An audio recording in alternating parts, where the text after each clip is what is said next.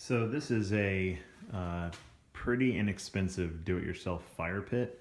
Doesn't look great, but if you're looking to bring it to like a tailgate or something like that, and you don't want to have a big bulky fire pit that's like super heavy, one, you could just use your grill. If you have like a charcoal grill, you can use the empty kettle as a fire pit. But if you're on a budget and you don't have a grill, you can buy one of these, I can't remember, it's like a 15-gallon bin at Lowe's, costs you about $20. And then I also bought one of these higher gauge steel grates that go in the bottom of a charcoal grill. This is the actual grate in the bottom that the coals will sit on.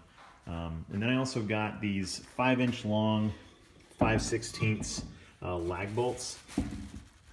And I got some wing nuts to go on them so that I could actually put this on top and let it rest there, so that when you actually have a fire going, the bottom isn't actually getting super hot.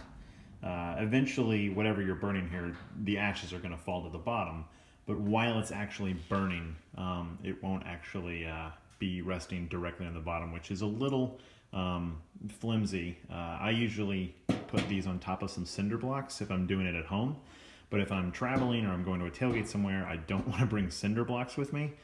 So this allows me to put the actual bucket on some grass without completely burning a hole in the ground.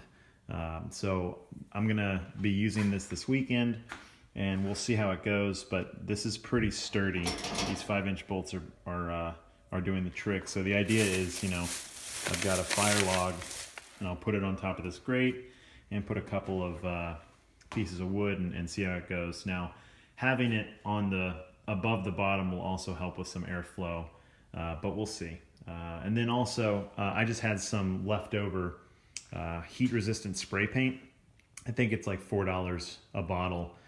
So all in all, this costs you about 40 bucks. You don't have to put the grate in the bottom, but if you're gonna put it directly on like a patio or on some grass, you probably want it off the ground.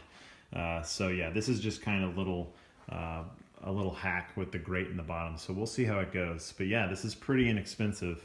This is the third time I've actually bought one of these buckets to do it. The last one I bought has lasted me an entire year and probably 20 fires or so until the bottom started to get like a hole in it.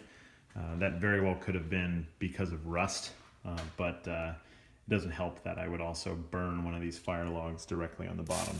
But yeah, it works really well.